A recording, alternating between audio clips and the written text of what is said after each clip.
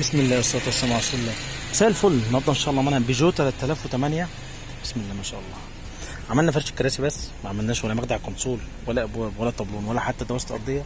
صاحب السياره اختار معانا فرش بيتي فاتح مش احمر. حضرتك شايفه في الفيديو احمر، بس اللون في الفيديو غير في الحقيقه، مع اختلاف الاضاءه، مع خيط نفس اللون، مع تصميم الجي تي بالمكنه الكمبيوتر. طبعا انت ليك حريه الاختيار، بتختار كل حاجه، سواء لون الجلد، لون الخيط، التصميم او الديزاين، سواء الجي تي او اي رسمه بمكنه الكمبيوتر. بفضل الله انا عاملها لك. عايز صادق خالص من غير اي رسومات.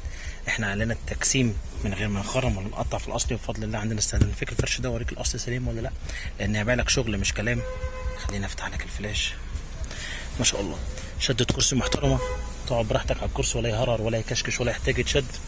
فرش مجهز للارباك بالذات، بالتحديد في المنطقه دي، وبعرفك وبنعمل ايه على الطبيعه، وفي نفس الوقت العربيه دايره قدامك، ولا لمبه ارباك ولا لمبه اعطال. ما شاء الله.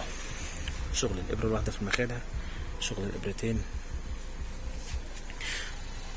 غرزه مسطره، مفيش خيط معوج، مفيش كشكشه في الجلد. ما شاء الله، مفيش حاجه معبيه هبه وزي قلنا. خلينا افتح لك كل حاجه باب باب. بسم الله.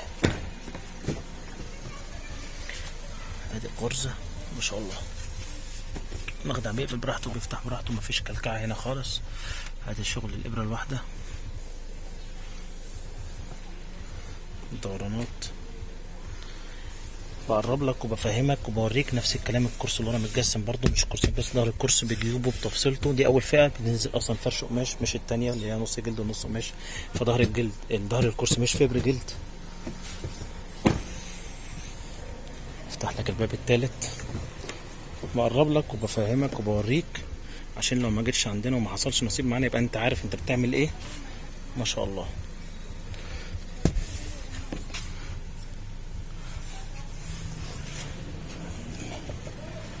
ادي الباب الرابع والاخير. بيجو 3008 فرش بيتي فاتح، بفضل الله موجود كل الدرجات، من في افتح من ده وفي اغمق، كل الدرجات انت بتختار بعينيك على الطبيعه. ما شاء الله. طقم الكراسي بس. اسف لو طولت عليكم، اتمنى تتابعونا على طول، ما تزهقوش مننا. اشكركم شكرا جزيلا. السلام عليكم.